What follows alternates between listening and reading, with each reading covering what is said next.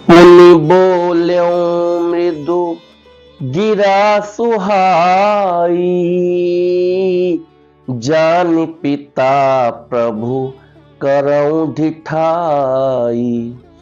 मोहि मुनीस सुत सेवक जानी, नाथ नामो निज कहूँ बखानी। फिर सुंदर कोमल वाणी से कहा, हे प्रभु, आपको पिता जानकर मैं ढिठाई करता हूँ। हे मुनीश्वर, मुझे अपना पुत्र और सेवक जानकर अपना नाम धाम विस्तार से बतलाइए। तेहि न जान नृपहि सो जाना, भूप सुहृद सो कपट सयाना। बैरी पुनि छत्री पुनि राजा, छल बल कीन चाहि निज काजा। राजा ने उसको नहीं पहचाना, पर वह राजा को पहचान गया था। राजा तो शुद्ध हृदय था और वह कपट करने में चतुर था। एक तो बैरी, फिर जाति का क्षत्रिय, फिर राजा। वह छल बल से अपना काम बनाना चाहता था। समुझि राज सुख दुखित अराती, अवा अनल इव सुलगई छाती। सरल बचन नृप के सुनि काना, बयर संभारी हृदय हर्षाना।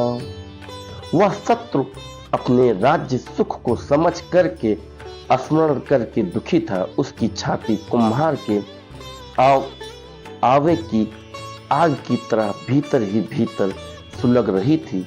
राजा की सरल वचन कान से सुनकर अपने बैर को याद कर वह हृदय में हर्षित हुआ। कपट बोरी बानी मृदुल, बोलो जुगुत समेत। नाम हमार भिखारी अब, निर्धन रहित निकेत। वह कपट में डुबो कर बड़ी युक्ति के साथ कोमल वाणी बोला, अब हमारा नाम भिखारी है, क्योंकि हम निर्धन और अनिकेत घर द्वारहीन हैं। कहा नृपुजे विज्ञान निधाना, तुम सारिखे गलित अभिमाना। सदा रहहि अप न पौ दुराए, सब विधि कुशल कुबेश बनाए। राजा ने कहा, जो आपके सदृश विज्ञान के निधान और सर्वथा अभिमान रहित होते हैं, वे अपने स्वरूप को सदा छिपाए रहते हैं, क्योंकि कुबेश बना कर रहने में ही सब तरह का कल्याण है। प्रकट संत वेश में मान होने की संभावना है और मान से पतन की। तेहि ते कहाहि संत श्रुति तेरे, परम अकिंचन प्रिय हरि केरे।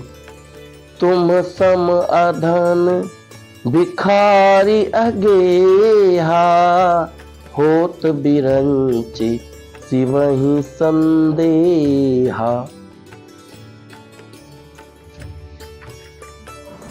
इसी से तो संत और वेद पुकार कर कहते हैं कि परम अकिंचन सर्वथा अहंकार, ममता और मन रहित ही भगवान को प्रिय होते हैं।